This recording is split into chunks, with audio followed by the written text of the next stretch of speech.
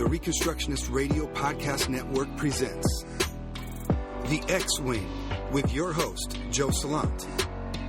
Yeah, this is the broadcast for the rebels who have escaped from the collectivist orb. We got that pure justice on deck, but you gotta come and get it.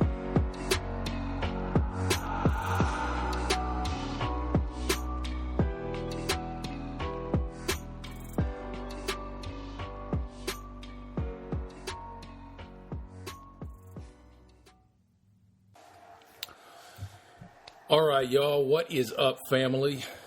It is great to be with you all tonight. Welcome to the X-Wing with your host, Joe Salant, the podcast where we smash the idols on the left and the right and hold the ethical judicial line. It's the podcast for the rebels in the cave. And would like to say a special what's up and a special greeting and much love, recognition to my wife, Misty Salant, who has had to put up with a lot as I've prepared for this episode right here. A particularly, some particularly disgusting subject matter that really kind of got my goat. And she's been a warrior queen in the house, really putting up with your boy, as I haven't really been that nice. And I just want to give God all the glory, honor, and praise for blessing me with a wife that I do not deserve. Thank you, honey. I love you. Also, we do have some cool stuff on the way. Not to give too much away, but there is going to be a video that's going to be released with a song we kind of let the cat out of the bag on this one already with a live video. I forgot about that. The song is called Not For All. And it's up there on a post on Reconstructionist Radio, basically exposing the injustice behind the un-American immigration policy that we currently have right now, and the image bearers of God that are sacrificed to the pagan state. As a result, my man Don Dub is on the production there, and we're going to be releasing that song for y'all in a video coming up that we're filming at the border. My man Jake Alexander is going to be doing that video. John Ryan Cantu participated in the song as well. That was done at the studios down in Houston. All of these wonderful image bearers of God that are putting their hands to these projects are going to be linked at reconstructionistradio.com so that you can get with them for future stuff.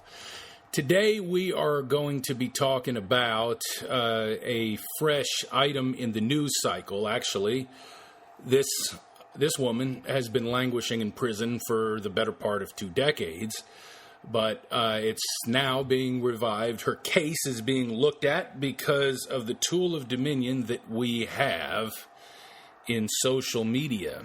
And that tool that we have today has brought it to people's minds. The name of this woman, who is in the prison industrial complex in the state of Tennessee.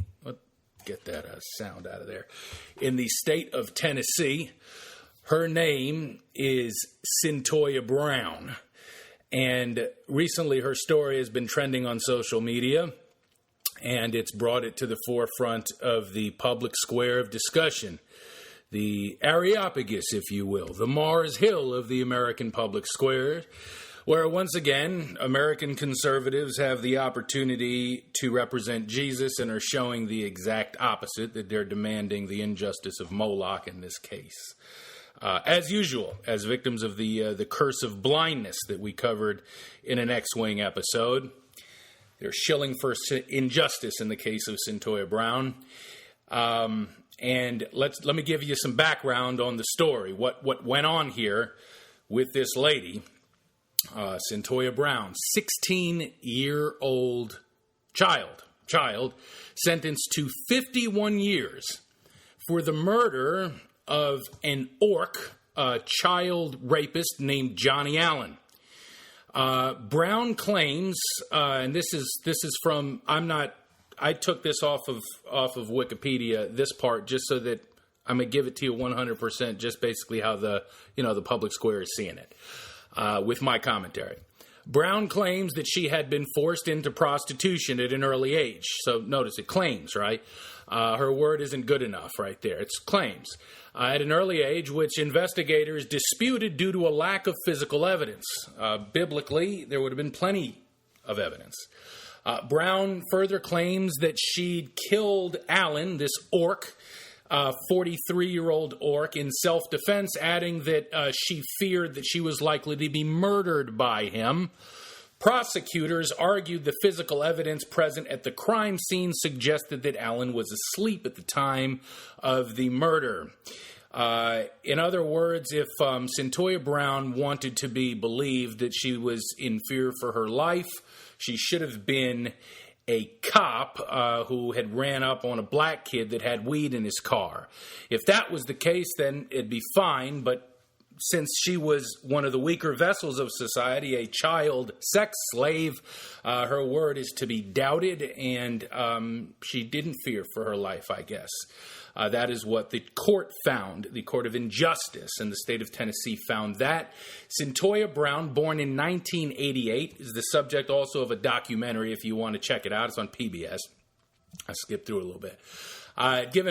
She'd been given up for adoption by her biological mother, Georgina Mitchell, when she was 2 years old. When Mitchell became pregnant with Cyntoia, she was consuming a lot of alcohol, possibly resulted in fetal alcohol syndrome. Mitchell was a crackhead. When Cyntoia was 8 months old, she gave her up to a foster family. And basically, Cyntoia ends up on the streets by the time she's 12, 13 years old, a runaway. And on the streets, she encountered many rapes. She was imprisoned by a child sex trafficker named Cutthroat. And this demon from hell kept her in a hotel room and basically had her drugged up and strung out on drugs, a child. Man, this is hard to get through, you know. It's incredible. It's incredible. As I'm telling you this story, I'm thinking about like the conservatives' reactions to it, you know. It's crazy. So, man alive, it makes you freaking angry, man. So, you know, sent out there, this kid hooked on drugs by Cutthroat, and she was picked up. She was taken by a 43-year-old real estate agent named Johnny Allen. So this orc from Gondor took Cyntoia Brown to his house on August 6, 2004. Took the drugged-up child sex slave who's under an ultimatum from her owner, Cutthroat, to bring back money. Took her to his domicile, took her in a rolling domicile to his freaking house, right? And Brown stated, you know, for several weeks up to that day, she'd been drugged by Cutthroat, repeatedly raped. That's her testimony leading up to that day. So not only did she have to use her small, frail body with these giant 250-pound ogres to bring money to Cutthroat, she'd also be just raped on command because she's chattel. Little child sex slave. When she arrived at Allen's house, she saw that it contained several guns. After Allen had gotten finished using her body for his sick, disgusting pleasure, after he got finished raping her, raping the child sex slave, she feared for her life and she shot and killed Allen. Brown was then arrested for Allen's murder. Her self-defense plea was not accepted by the jury because she was not part of the American Police Society. No, but I mean that's what it is. Her self-defense plea was not accepted. It's just unbelievable. She did not feel it was not acceptable. Her testimony that she was in fear for her life after this child rapist was finished using her.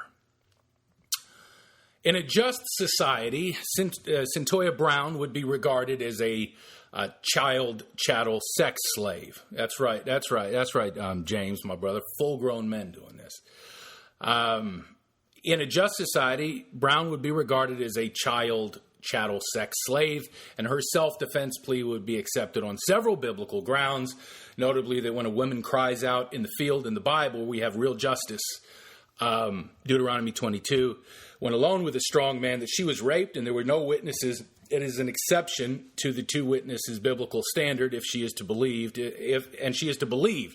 She is to be believed if her story is believable on all other accounts, because God's law is geared toward protecting the weaker vessel, the one who is easier to take advantage of in a world where rule by power over the weak is what God's people are supposed to be fighting.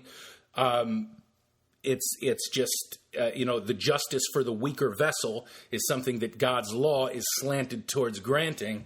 And the laws of the evil nations, the pagans in the Bible, are always slanted against that, where the king gets to decide what is going to be justice in the society, and it's justice that suits the ruler, like we have in America today. Further, a chattel sex slave, listen up, conservatives, a chattel sex slave is not able to consent to sex. It's amazing that you got to say this kind of stuff, right? A chattel sex slave is not able to consent to sex.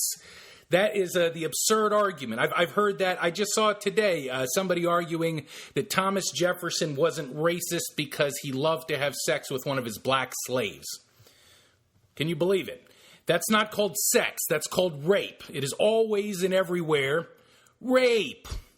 When you take the clothes off another image bearer of God that you own as property and use their body, you want it to be consensual, then you repent, you set the slave free for owning them, you make restitution to them, and then you see if they consent under those circumstances. Wow. I mean, what that argument about Thomas Jefferson needs to read is that Thomas Jefferson, champion of slave breeding, by the way, it's true, that's the history, champion of slave breeding, could not have been racist because he liked to rape his black slave. It sounds like a scene out of like a demonic rendition of Borat or something like that, right? Anyway, there it is. Further, Cyntoia Brown was a drugged-up child under the ultimatum from her kidnapper / trafficker / owner cutthroat to bring child rape money back by using her body as an orc ravishing tool. There is no way that she consented to any of that in any kind of real justice use of the term consent. A strung-out child sex slave. She shot her orc kidnapper racist and has been in Tennessee prison industrial complex for $300 a day to the state since 2004, 14 years. She'll be eligible for parole after she's a senior citizen. The average American conservative reaction I've seen to this case, to summarize, is I've posted two original posts about this show right here. If I sum up the conservative reaction, is a hooker had a messed up life, but her punishment is justified. And conservatives wonder why they have no voice in the culture and the rising generation scoffs at them. They wonder why that they're cursed. I have a red pill for y'all to swallow this evening. All right, are you ready for this? Conservatives are always scared that we're going to be an Islamic nation, right? That the Sharia law is creeping in, right? It's creeping in through Mexico. It's creeping in Michigan. We got a lot of Sharia law that's going to be upon us because that's the next step. It goes from humanistic to Sharia law, right? I got a red pill for you to swallow. America is already an Islamic republic. You heard that? You heard it on the X-Wing with your boy Joe Salant. America is already an Islamic republic in the sense that it has Sharia law. Not in the sense that the, lowbrow modern American conservative would understand. There are no mandatory minarets, beards, and turbans. And unless you count the dress code that conservative and modern Reformed churchmen mandate for the women in their state religious clubs, it has nothing to do with dress at all. But that's not what's important. What's important is that the laws and the courts favor the powerful and the privileged in a land where legislation itself is rooted in the subjective will of the powerful, the King State, the great collective. Law by subjective power is the essence of Islam, of Sharia law in society. Now, I'm going to give you a resource for this, and we'll read from it a little bit here, because this is important to have a background on. All right, this is your homework. The resource is, I want you to go to reconstructionsradio.com and search for Putting the Claim That Theonomy is Like Sharia to Rest by my man, rebel scholar, and underground resistance legend, Bojidar Marinov, my boy. And listen to that two-part series, Putting the Claim That Theonomy is Like Sharia to Rest, and you will see that the underpinnings and outworkings of Sharia law are just as easily manifested in a system where man is the measure of his own law code, where man gets to appeal to himself to do what he wills, unbound by God's laws for society in the Bible. The powerful will encode their desires into the program, just like Sharia law. Headquarters comment, now if we had Sharia law, women would be blamed and punished for being raped. Oh, wait. Exactly. You don't need the minarets and the turbans and the calls to prayer. The calls to prayer are heard in the Tennessee Court of Injustice and the federal beast courts of injustice. Ignorant Christian ministers today in the American ghetto church complex often compare Christians wanting to institute God's law, or theonomy, theos, God, onomy for law, theonomy in the land, as proponents of Sharia. Oh, we can't have God's law in the Bible, that old biblical law. We can't have that. That would be like Sharia law. We need, we the people, to determine what laws are. Basically just on the spot, according to the feelings that we have in our heart. As if the powerful won't rise to subjective tyranny in a situation like that. Oh, no, that would never happen. Right? Look, so this is from the article, and I want you to make sure that you do your homework and you listen to this on Reconstructionist Radio, Putting the Claim That Theonomy is Like Sharia to Rest, where my man Bojidar Marinov absolutely wipes the floor with James White, who made that claim that theonomy is like Sharia law, that the system we have today in America, that's not like Sharia law, but that God's law is like the law of Allah. A very ignorant claim. But Bojidar says, let me bring this up for you, the analysis must start by looking at the nature of two sovereigns, God and Allah. The former is a trinity, both one, the God of the Bible is a trinity, both one and many, transcendent and immanent. The latter is ultimate oneness and transcendence. Pay attention, this is that rebel wisdom coming from the cave. Rebellion to tyrants is obedience to God. Detached from this world, unable to enter it as a person. This is Allah. God, therefore, can deliver a detailed, valid, applicable, meaningful message to the world simply by entering it, the God of the Bible, and taking on the body of a human being. His word is Jesus Christ, the Son of God, the imprint of God in the world.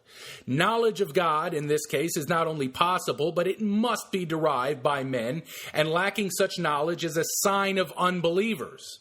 Allah cannot reveal himself in any positive or meaningful way, for by doing so, he will either have to descend to human level or elevate humans to a divine level. Men can only relate to Allah through an awareness of his presence. Knowledge is impossible, and the request for knowing Allah is sinful and ultimately leads to the destruction of matter or conscience. The law systems will be radically different, therefore. Since God reveals himself fully, though not comprehensively, we should expect in his law that he will reveal his moral character, how God would act in all situations if he were a man. This is in God's law. Thus, we should expect his law to be complete and functional without having to resort to outside sources or human legislation. Theonomy takes this principle seriously and sees in the law of God a sufficient basis for justice, which only needs faithful application, not changes. It interprets the law of God in the framework of God's character and work in society. Anti-theonomy, what we have today, interprets the law of God against historical and cultural backdrops. It looks for extra-biblical sources for complementing the law's system of justice for our times, while the biblical revelation of the law is used only for moral instruction. Allah is not able to deliver such a systematic and full law. There is nothing that such a law would reveal about Allah. Therefore, the law in the Quran is a fragmented mess of isolated moralisms and a few judicial statements without any solid fundamental principles behind them. In the final account, Islam needs human traditions and decisions to build its system of law. Its system, therefore, is similar to that of anti-theonomy. Moral instruction from the book, judicial laws from general equity or natural law. Is this familiar to the American system? In the final account, both anti-theonomy and Islam resort to giving more power to the state as the only institution that can back their law systems with sufficient power and authority. Therefore, it is not theonomy that is like Sharia. Presuppositionally, Sharia is consistent anti-theonomy taken to its logical end, where the state is God for all practical terms and purposes. Every law being religious, and I'm off Bo's quote for now. Every law being religious in origin has a God behind it, and so the God of the conservative in the American society today, or the liberal in the American society today, is the state. The state is God, like the philosopher Hegel said. The state is God walking on earth. This is Enlightenment humanism. This is power religion. The state gets to decide. The great collective gets to institute the power wishes of the powerful upon the weak. And Cyntoia Brown gets 50-some years in prison for defending herself, a child sex slave. That's right. That's right. Look, as we've covered in every single episode on the X-Wing so far, this is a matter between power religion, the religion that has put Cyntoia Brown where she languishes today, versus the religion of ethics, what I'm attempting to represent to you today, right now. And what we have in America today is power religion. It is Sharia law in the land. We don't have to be scared of it coming here. It already is here. We need to abolish it. It's Sharia law in the land. We're going to take a look at an example. This example of Sharia law that we have in the land with Cyntoia Brown. Good Lord. Good Lord. We could have pulled many out of the hat. But by the grace of God, this lovely image bearer has her case now in front of the eyes of the governor of Tennessee.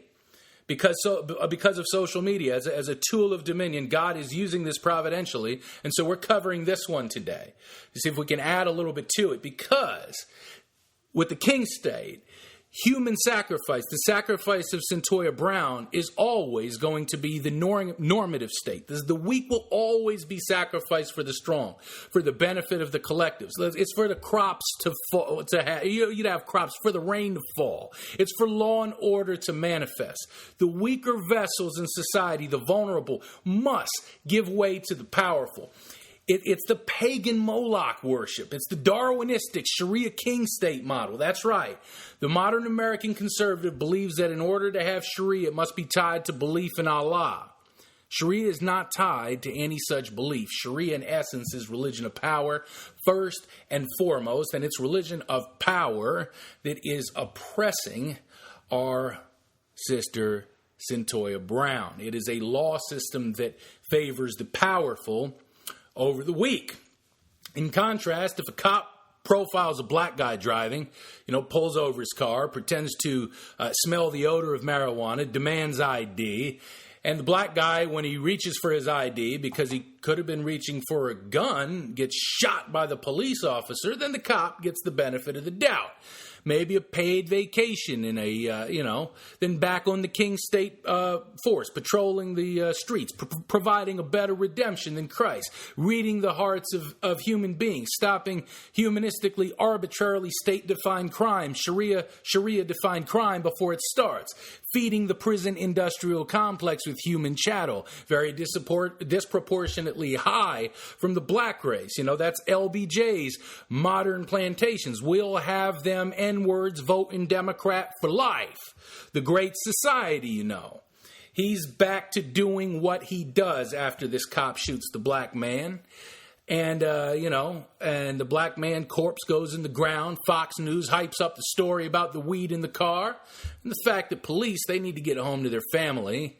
So, he's not guilty for shooting this thug. And what underlies this narrative is that the thug had weed in his car. And so he's, send him into the afterlife. The cop was involved in perhaps a tragic accident, but it's not murder. To be guilty of murder, you need to be one of the weaker vessels in society, and you need to be trying to escape your captor or something like that, the 250-pound ogre that is on top of you, pounding you, that has just used your body for their own pleasure. That is what you need to be guilty of murder.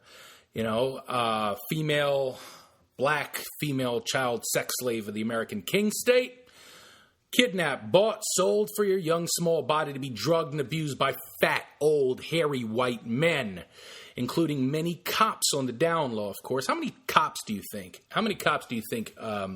actually took advantage of Cyntoia Brown's body when she was out there? You think cops don't pick girls up on the street? You think they don't? Anyway. You shoot one of your kidnappers to death and rapists after your body's been used for them, then look, you must be sacrificed to the King State industrial complex, to prison industrial complex, basically for what amounts to a life sentence. It's the old rule of human sacrifice. When God is rejected as king and his pure justice for the weaker vessels in society is exchanged for the injustice of the pagan god Moloch, and Moloch simply means king, for those of y'all that haven't tuned into the X-Wing yet. It is the collective state consciousness without the God of the Bible. The state is God walking on earth. The state is the highest moral authority. Well, the rule is this: the 16-year-old chattel sex slave is worth more to the sacrifice as a collective. So offer her up for $300 per day to the state to keep her in a cage. That's what it costs. That's what the state gets. And, of course, the policeman is worth more to society, responding to the call that there's a dead rapist in his house, and to track down the 16-year-old child sex slave to put her in a cage and put her through a kangaroo court trial where it is determined in the King State Court of Injustice that she should have called the police. Imagine that. Right? Imagine how many police had purchased her up to that point. Or tried to run away. She could have ran. You don't get to say that. You don't get to Monday morning quarterback that one right there. She was in fear for her life. She was a sex prisoner, a child sex prisoner.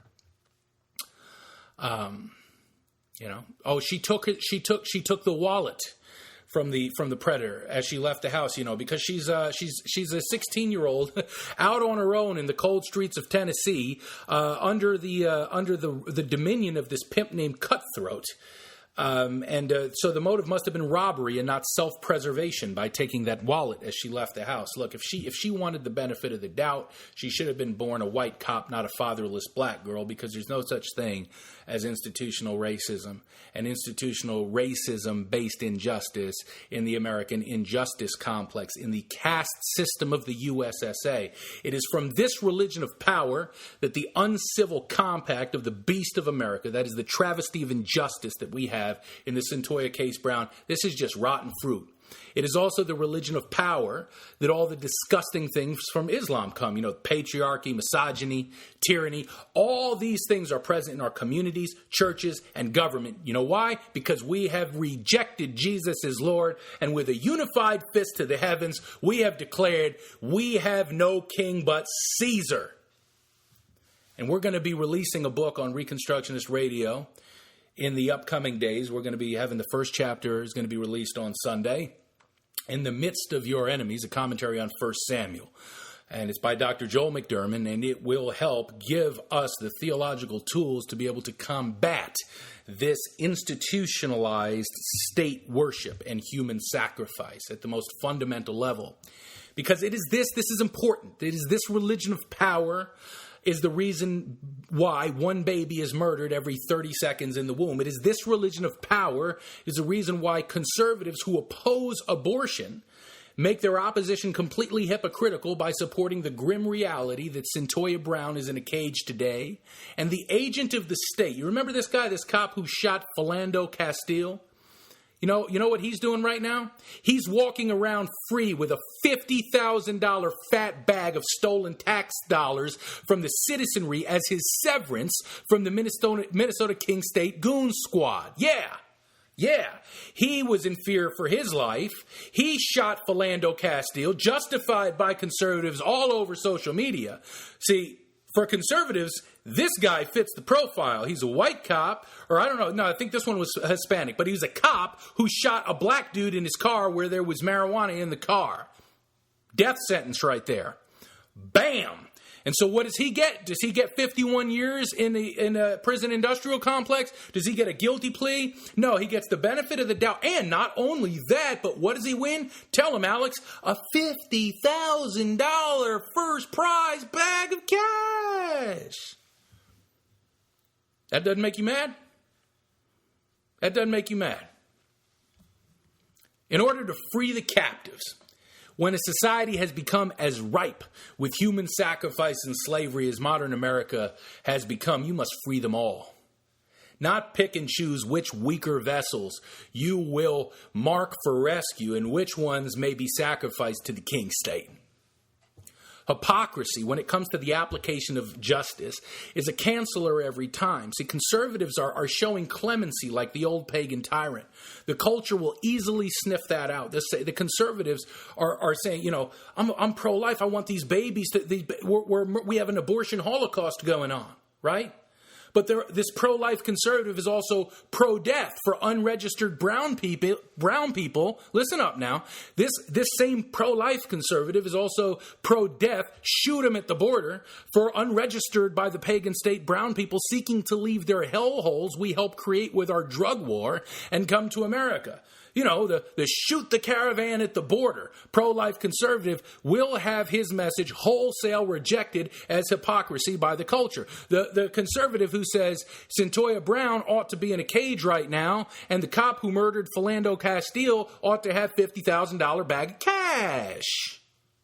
That guy should keep his mouth shut because what he's doing is he's projecting hypocrisy. And the culture is never going to buy that. The culture is going to see that, and it's better if such a type does nothing. I don't want that kind of conservative doing anything against abortion in the culture because they're going to do nothing but validate the cause of the left. They're going to validate the so-called pro-choicers.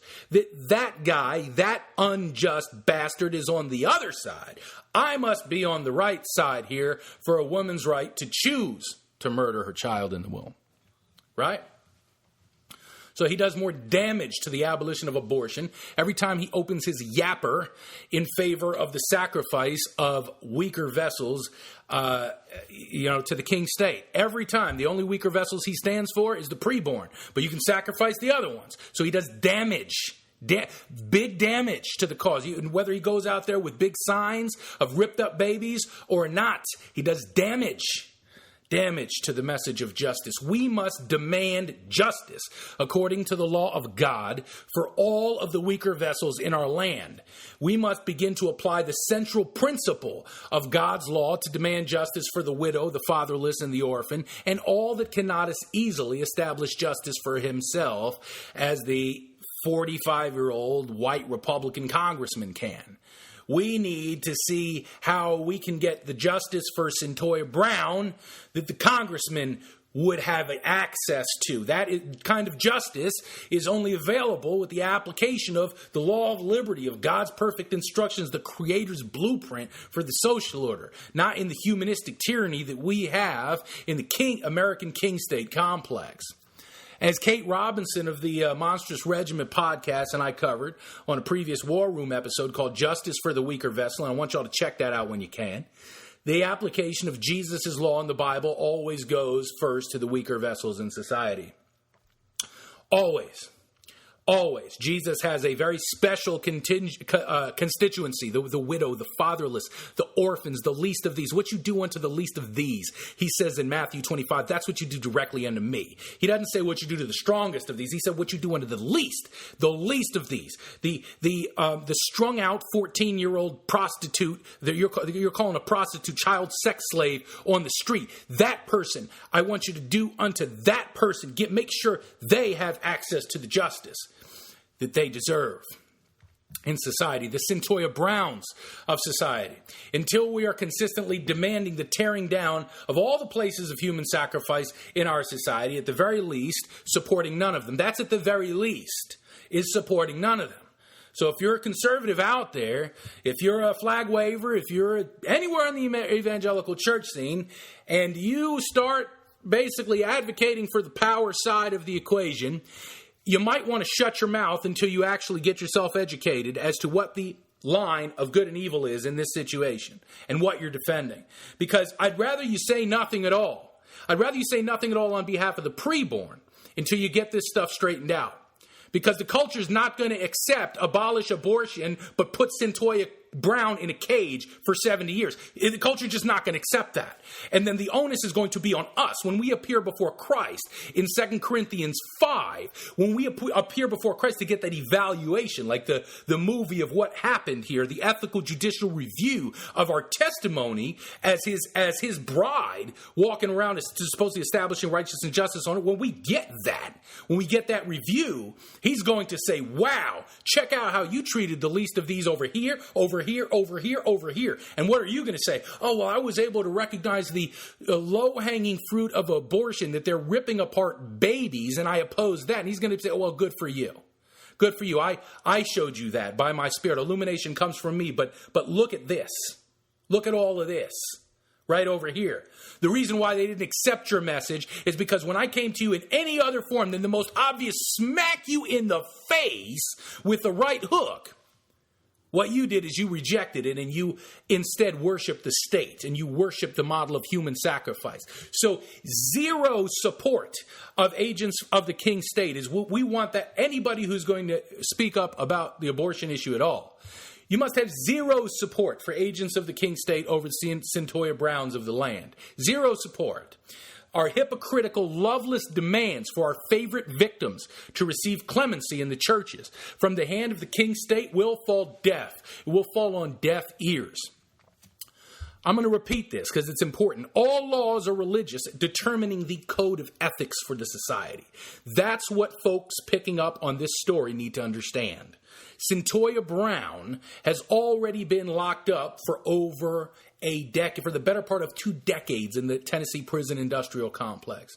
But now through this vehicle that we have in social media, a tool of dominion that God has given us, has brought this case to the forefront of the hearts and minds of the citizenry, including celebrities on the left, like Kim Kardashian and Rihanna. So what such celebrities don't understand, and this is why this is so important, what Kim and what Rihanna don't understand is, as unjust as this case is on its face, they simply don't have the solution.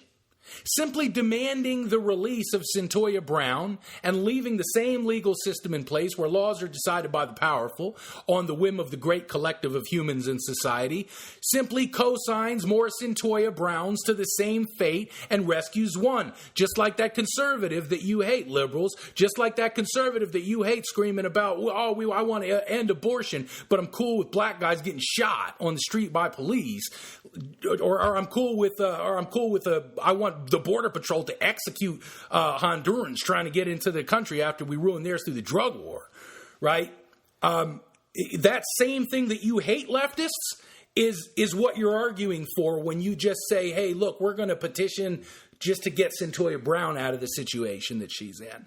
Because do you know how many Cyntoia Browns there are in the prison industrial complex, in the ground, that their blood is crying out to the throne room of heaven? You know how many there are? You know how many of them preborn and born Cyntoia Browns that we have that are just weaker vessels that have been sacrificed to the King State. Listen, leftists, you don't have the instrumentality. You don't have the philosophical basis. You do not have the world of view to set Cyntoia Brown free. You might be able to get this one clemency until something happens to her again, right? But you don't have the ability to establish justice. The talking heads on the left can yap all they want about how they're trying to fight institutional racism, and they're doing a better job of it than modern American conservatives.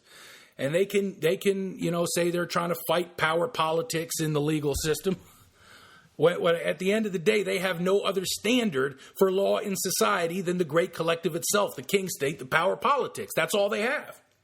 That's all they have, which will always, by very definition and by essence, lead to the powerful ensconcing their position over the less powerful of the social order. In such a system, the Harvey Weinsteins, listen, leftist Hollywood now, because we smashed the idols of the right and the left on the X-Wing with your boy Joe Salant and whoever else we might have blessed the microphone. We smashed the idols on the right and the left. The Harvey Weinsteins, the all-powerful Hollywood white male director who basically raped half of the film industry, the Harvey Weinsteins will always find a way to rise to the top. Harvey Weinstein types rarely pay for their crimes in the injustice system of the USSA, when the injustice system is subjectively defined by man. You notice that? Harvey Weinstein's a leftist too. Right? He's a leftist. I bet you he made some posts on Twitter smashing racism and sexism on Facebook or whatnot. Yeah. Meanwhile, abusing half the women in Hollywood and men too. I don't know. Harvey Weinstein won't get a 70-year jail sentence, but Cyntoia Brown. Listen up, Rihanna. Rihanna, you listen to the X-Wing tonight? Because Cyntoia Brown, she's going to get that 70-year jail sentence. But Harvey Weinstein, he ain't going to get that 70-year jail sentence. And Harvey Weinstein has the same political views as you do, leftists. You know that? And there's a reason behind it. Because whether you're shilling for the King State or on the left wing, or whether you're shilling for the police state on the right wing, there's a similarity here. The state is God and gets to decide law arbitrarily for itself. And when that system happens, you have Sharia law every single time, whether it's on the plantations of the nanny state or the plantations of the police state. You're going to have the powerful over the weak every single time. See, if Weinstein purchased Cyntoia Brown and Brown shot him dead, all right, who would be the one in jail for 70 years? It would be Cyntoia Brown in the cage. The Browns are sacrificed to the Weinsteins. The Browns are sacrificed to the Weinsteins when the state is God. Let me say that again. The Cyntoia Browns are always sacrificed to the Harvey Weinsteins when the state is God walking on earth, allowed to create laws as it wills. That is simply the ethic of the land in that case. Human sacrifice of the weak to the strong. It has always been like that from the beginning of human civilization. Whether you're a left-winger or a right-winger, that is like the big smack on the head, the giant red pill that you take and you wake up and you're saying, oh, shoot.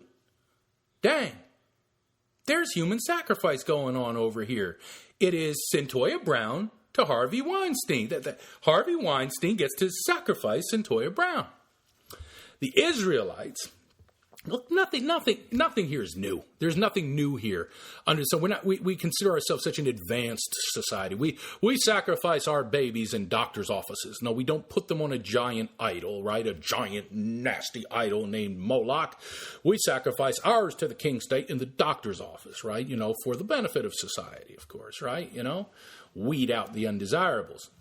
The Israelites were given the law of God to keep them distinct from the nations that practiced such human sacrifice. When the Israelites, obeyed the law of God, the surrounding nations would see that there is a unique brand of justice in the land, and that justice really resonates with the human heart. What a wise What a wise and understanding people is the reaction that the culture is supposed to have when the law of God, the law that came down off of the mountain with Moses, and Moses brought this law down, and the reaction when the people see the law that's practiced of the surrounding, they say, wow, look at that nation right there. What a wise and understanding people, they would say. When you get the reaction, what a racist, misogynistic, absolutely disgusting group of human trash. When that is the reaction that your constituency is consistently getting from the culture, there might be something wrong with your application of the law of God. Look, the slave who escapes tyranny in the land is treated like a precious image bearer of God in Israel. In fact, according to God's law, listen to this now. If a slave escaped even a pagan king, Israel was not to return her to her master. Did you know that? Even if it was a giant, powerful, like if it was like the Philistine king's personal slave, and that slave escaped into Israel, do you know that Israel was not supposed to return her, was not supposed to return Cyntoia Brown to Cutthroat? Do you know that? You understand that now? Israel was not supposed to return her to Cutthroat, even if Cutthroat, the Philistine king, was going to declare war on Israel, but rather protect her as a free woman in the promised land. Did you know that? Even though it would possibly mean war for Israel against the Philistines, against that pagan nation. Not much security and safety there, is there? You just have to trust God for the victory. You'd have to protect the least of these and trust God for the victory. That's the opposite of the conservative position in the American political sphere. It's like, to hell with the least of these. We need the state to keep us safe. And there is an axe to the root that is coming out this week exactly on the cult of safety by my man Bojidar Marinov once again. And it's on the cult of safety in America, the religion of power in America today, the cult of safety. We need safety. We need the state. The old King State, please keep us safe. There's no king but Caesar all up in this place, right? Please. Keep us safe because we're cursed. We've been cursed. So keep us safe. See? You know? But in terms of God's law, it's, wait a second. Nope. We protect the least of these. We do what's right and leave the results to God. Victory is in the hands of the Lord. And fear of the Lord is the beginning of wisdom. I don't fear them. I fear God. I don't fear the Hondurans at the border. I fear God, because we transformed their nation into a hellhole with the drug war, propping up a dictator, and now they're coming to us. I fear God. I fear God about Cyntoia Brown. In what kind of society is she in? A cage, prescribed a cage, a child sex slave for half of a century. Getting the message from Headquarters Bo's podcast, The Cult of Safety, is available now. Definitely check it out. The Cult of Safety. Axe to the root. Free woman in the promised land, that's what Cyntoia Brown is. Unfortunately, we do not have the promised land here. According to conservatives, that would be Sharia. Do you see how it's always flipped around on its head? It's always evil that's good and good that's evil when it comes to those that are blind. Israel did not have this closed borders policy, no Donald Trump type of policy to protect her from these pagan nations that were surrounding her. You had walls of Jerusalem, right? But you didn't have walls around Israel, right? All she had was a law that set the oppressed free. And let me tell you a little secret. When she was faithful, that was powerful enough.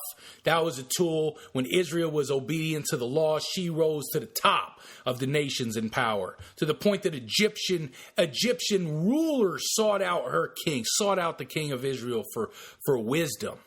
The Queen of Sheba sought out Solomon for wisdom. There's just something that resonates with the human heart and wins it over when God's law is enacted in society. When the standard for justice in society is smacking a bully right in the face and protecting the weak and treating the outcast like you would treat royalty, that's the ethic that is more powerful than all the armies of the entire world. You won't find that ethic in the churches. You won't find that ethic in the conservative churches in America. You won't find it. You just won't. But it's powerful. And it can take the land. It can take the land in a second. It's the ethic that makes the nations beat their swords into plowshares and their spears into pruning hooks. It's that same ethic based on the law of God that puts justice for the weaker vessel, those who cannot establish it for themselves, as the top priority that allowed the outlaws. It's this ethic that allowed the early Christian cave churches to topple the pagan Roman Empire in just a few hundred years.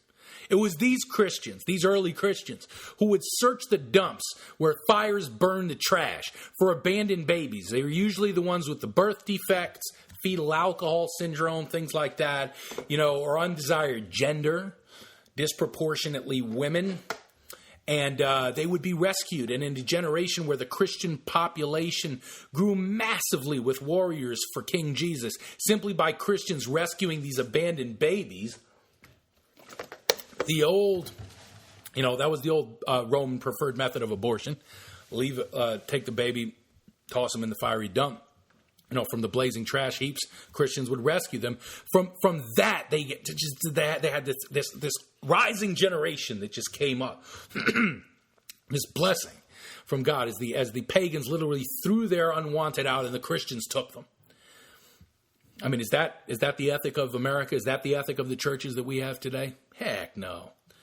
It got to the point where the Christians were getting so numerous and powerful. The King State in Rome, ancient King State, even outlawed Christians rescuing abandoned babies. This is true to your history. But the Christians simply disobeyed the King State and accepted the greater risk to adding the abandoned weaker vessels to the people of God. It also got to the point where an ordinary Roman citizen knew that he would get more justice in the Christian courts than in Caesar's courts, and the pagan Romans took their disputes to the Christians. I mean, that's because that's what they were saying. They were looking at the Christians. They were saying, what a wise and understanding people.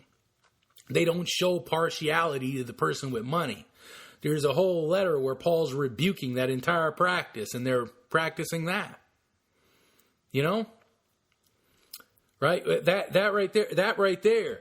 Man, they're saying that's what the old pagan Romans said. They said, what a wise and understand. They got that Deuteronomy 4 reaction that we kind of laugh at the idea of being able to get today. That's right. Hey, my man James Linton coming through with the excellent comment. We will try. It ain't too late. Indeed we will, and we'll have the victory. I don't know what it's going to look like. Now. I personally, Joe Salant doesn't think we're going to have an America like that we have today. This big. We're certainly not going to have an executive state America, but we will establish justice here. Absolutely. Absolutely. I agree. Amen. And these Christians, all they were doing to show these Romans what's up is they were taking justice and the application of the Great Commissions to teach the nations righteousness and justice of God right there. It got to the point where the hearts of the people were so thoroughly turned toward Christianity because of how Christians stood up for the weaker vessel. It's just a winning story. That the power of the power players in the empire eventually just had to become Christians or fake Christianity themselves. That's how it happened. Christians won the hearts of the Roman Empire. They won the hearts of the people. They just won the hearts of the people. That story that they were living out was too powerful. They would be killed for it, and they would still go forward and establish justice for the weaker vessel. It just didn't matter what you did to them. To die is gain. Let's have the kingdom go forth. And man, that just resonated to the point where it just had to become the official religion of the Roman Empire. And all the pagan holidays had to be Christianized. And all the trappings of the empire now had a biblical motif. That's the true story of how pagan Rome was conquered by the church. And of course, then it went into corruption when power religion crept into the churches. But there you have it. When we have comfort and when we have means, that is one of the easiest ways that we fall. When we get comfortable, when our back is against the wall, like it says in Hosea 5:15, in their affliction they will seek me earnestly. Well, let me tell you something.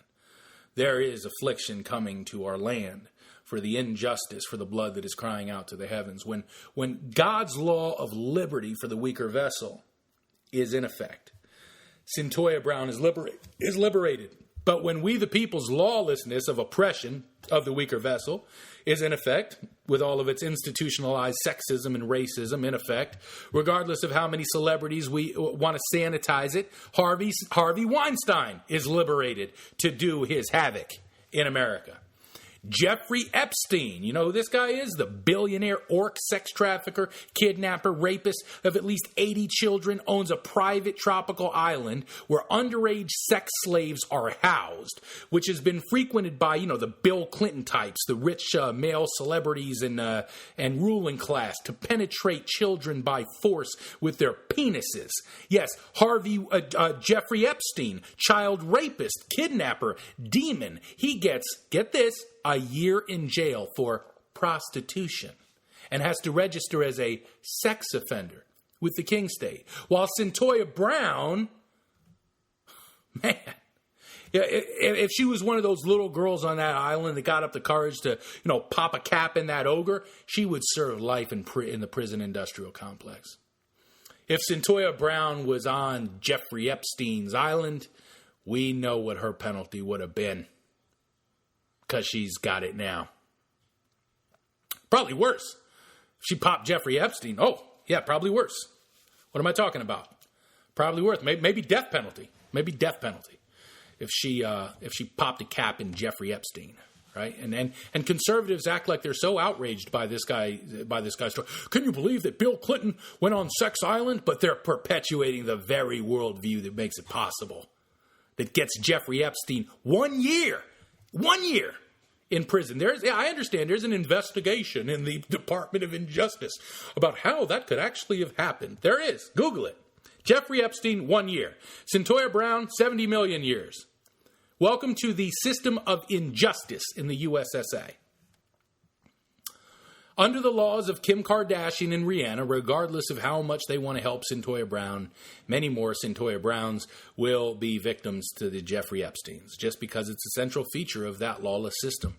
When the great collective of humans become a law unto themselves, when humans just do it right, what's right in their own eyes, with no objective standard for justice for those that cannot establish justice for themselves, there are thousands upon thousands upon thousands of Cyntoia Browns that have been sacrificed on the altar of the King State, prison industrial complex rotting away. Likewise, American Christians who are all over social media acting like 16-year-old Cyntoia Brown was just some regular adult consenting prostitute who shot her John. She's a hooker, lock her up.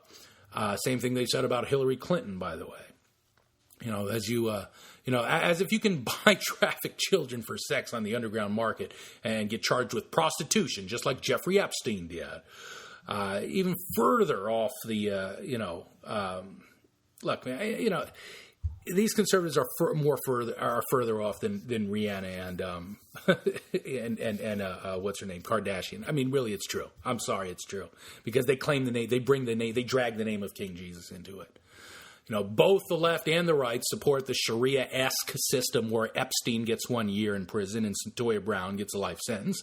Only the latter does so in the name of Christ with the same tongue.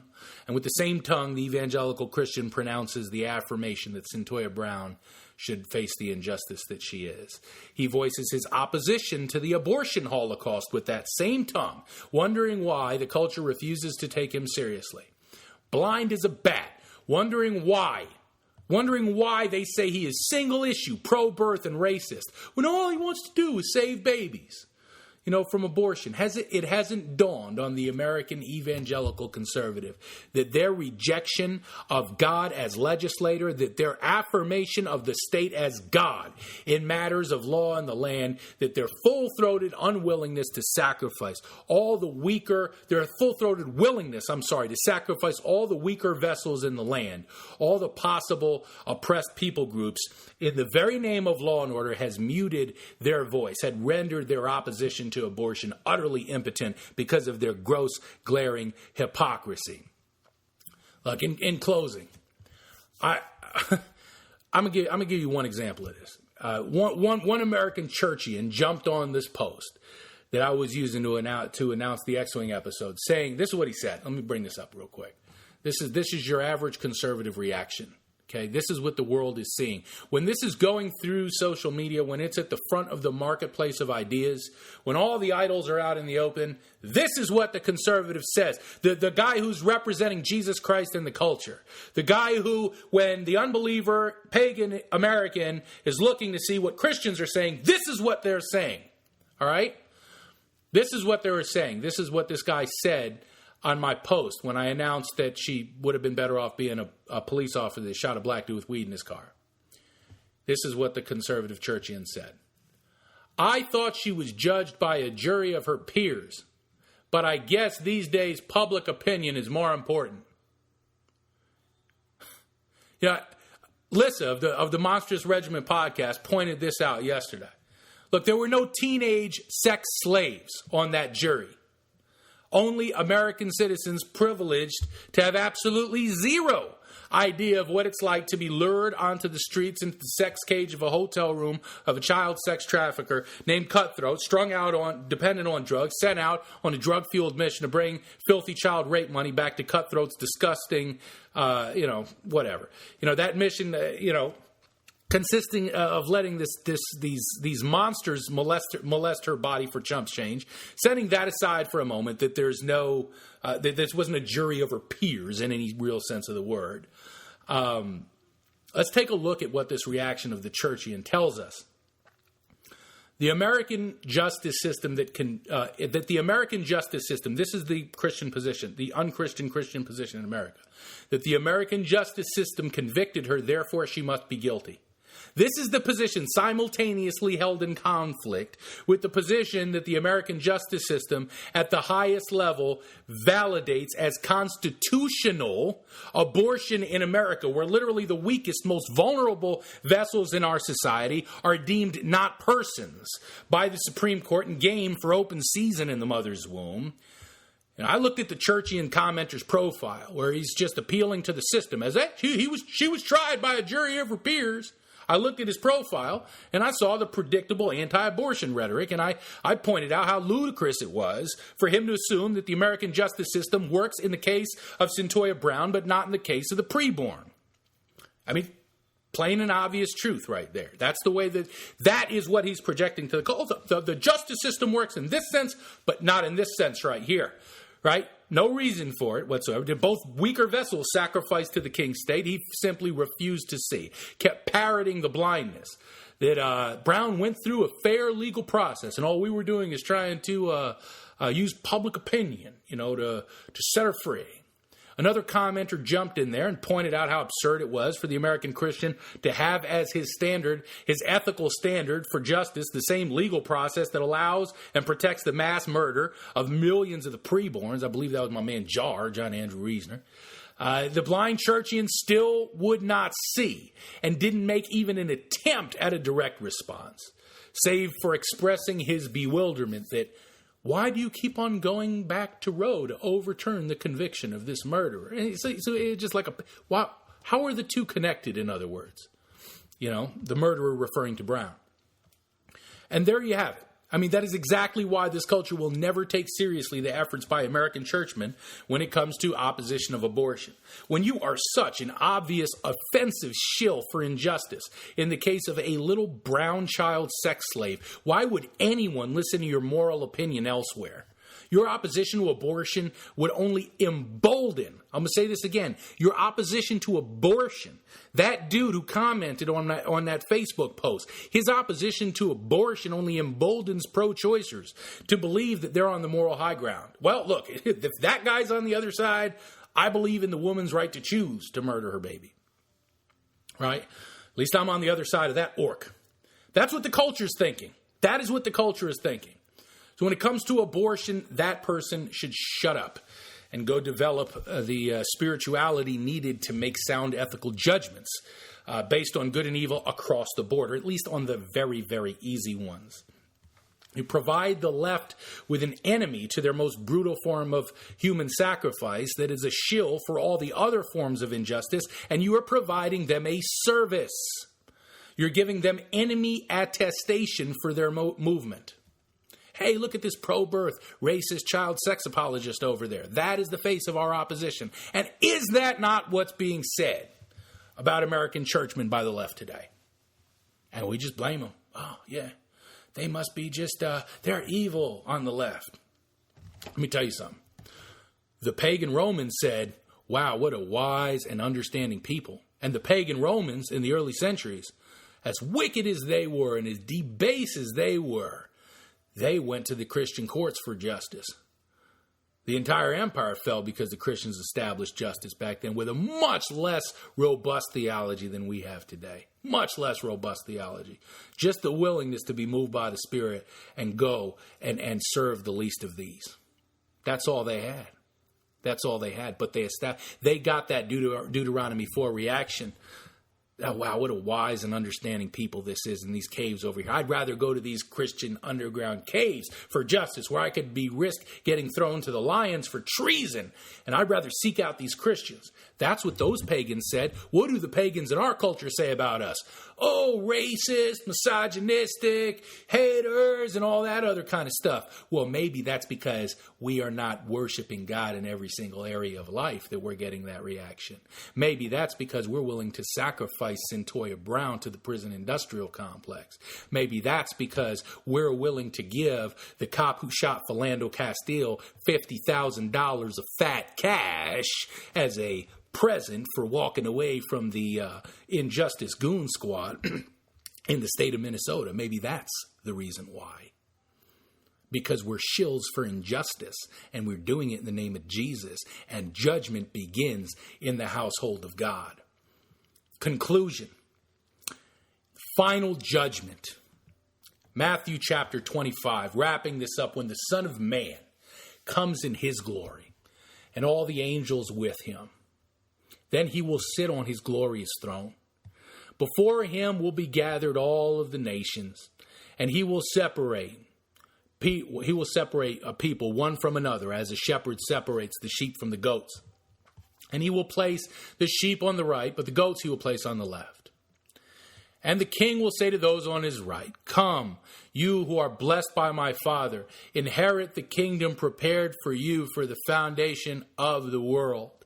For I was hungry, and you gave me food, and I was thirsty, and you gave me drink, and I was a stranger, and you welcomed me, and I was naked, and you clothed me, and I was sick, and you visited me, and I was in prison, and you came to me."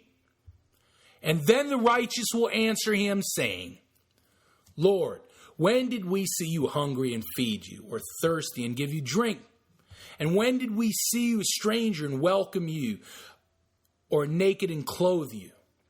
And when did we see you sick or in prison and visit you?" And the king will answer them, "Truly I say to you, as you did to one of the least of these my brothers, you did it unto me." And then he will say to those on his left, "Depart from me, you cursed, into the eternal fire, for the devil and prepared for the devil and his angels. For I was hungry, and you did not give me any food. I was thirsty, and you did not give me no drink. I was a stranger, and you did not welcome me. I was naked, and you did not clothe me. I was sick and in prison, and you did not visit me. I was sick and in prison, and you did not visit me. You said I deserved to be there for another 50 years after my oppression." That's what they'll say. And they will also answer, saying, "Lord, when did we see you hungry or thirsty or stranger or naked or sick in prison, like Cyntoia Brown, and did not minister to you?" And he will answer them, saying, "Truly, truly, I say to you, as you did not do for one of the least of these, you did not do unto me. And now these will go away into eternal punishment, but the righteous into eternal life." You didn't visit the afflicted in prison. We pronounced an unjust sentence on Cyntoia Brown, a child sex slave. But we showed favor to Jeffrey Epstein, who housed, kidnapped, and had violated over 100 Cyntoia Browns on his sex island. And he gets 1 year. One. For sacrificing 100 Cyntoia Browns, probably more. But Cyntoia Brown, she gets close to 100 years for sacrificing one Jeffrey Epstein. You see how that works when Caesar is God? You see how that works when we have Sharia law, in essence, in America. This has been the X-Wing, pod number 5. Free Cyntoia Brown. We have information that we've been posting on what you can do to demand clemency, to demand that the executive of the pagan state in Tennessee do what's right and release Cyntoia Brown. But we have a lot more work to do than just that. This is one image bearer. There are many, many, many, many thousands of Cyntoia Browns amongst the 350 million Americans that we have in our culture today. And that doesn't count all those that are coming into the land that we need to be actually welcoming, but instead we're sacrificing at the border. In the Midst of Your Enemies, a commentary on 1 Samuel. In the Midst of Your Enemies is an audiobook, and it's by Dr. Joel McDermott, and I have the first chapter finished. And I'd started on this project about a month ago, but got busy. I have the first chapter finished, and it's coming at a very pointed time. Because if we want to stop the culture from this death course, or if we want to have the answer for establishing the foundations of God's throne, righteousness and justice in our spheres of influence, we're going to have a biblical philosophy, a philosophy of freedom in loss, a philosophy of ethics in the public square. And this book, In the Midst of Your Enemies, 1 Samuel commentary by Joel McDermott, so directly addresses our situation today. It is just the antithesis. It is pushing the antithesis against the beast that Cyntoia Brown is sacrificed to. And so I'm reading this, and I hope that we can get this book out, one chapter a week. The first chapter is coming on Sunday. I say what's up to my man, John Noyes. Love you too, brother. Good to see you here. And I'm sorry I missed some of these comments that have been here as they pop up. I don't sometimes see them when I'm in the rant mode. So angry making this outline up and just seeing what's involved with this, just seeing the kind of the situation, but then so hopeful. Reading through the 1 Samuel commentary and seeing the solution. It's one thing to just gripe about the problem. See, the Rihannas and the Kim Kardashians, they can gripe about the problem, and they can try to get one of them loose. You know, they can try to get one image bearer free.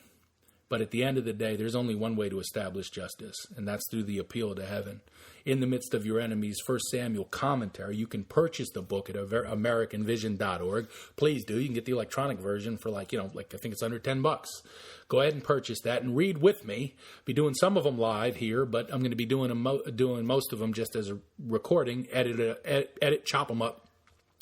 Throw them up there as an audio book for ReconstructionistRadio.com. You can listen to your boy read it to you, read it with you, and we will take the land together. Thank you for joining me today on this awesome Wednesday night to demand justice for the weaker vessels in the land. Free Cyntoia Brown. It's been your host on the X-Wing, Joe Salant. Before I bounce, I wanted to say big up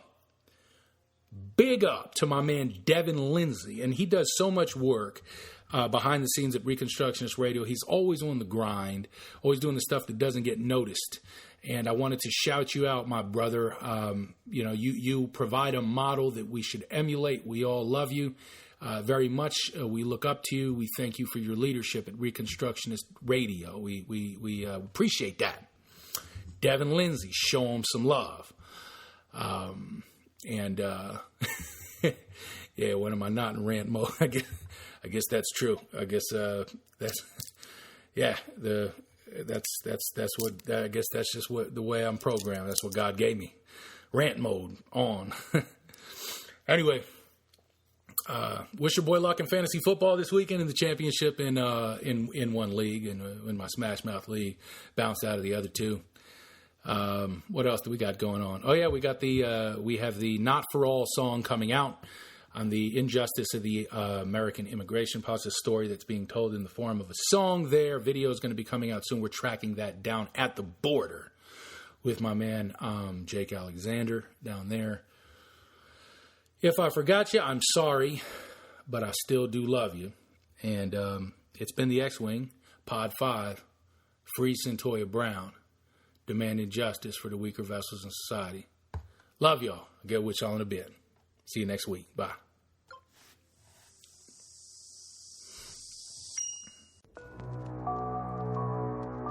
Thank you for joining us in the X-Wing Cave.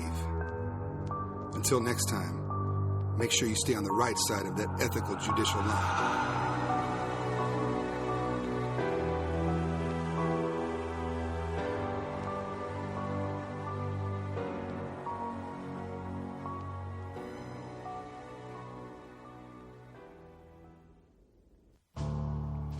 The Reconstructionist Radio Podcast Network brings to you a complete lineup of podcasts where you will hear practical and tactical theology. Our desire is not simply that you consume our shows, but that you also live out your faith in every area of life. We can talk all day long about these things, but if we fail to put them into practice, then we fail as ambassadors of Jesus Christ, our King. Subscribe now to your favorite Reconstructionist Radio Podcast Network shows. Or you can subscribe to the Reconstructionist Radio Master Feed, where all of the content we produce, including the audiobooks and audio articles, will pop up as soon as they are available.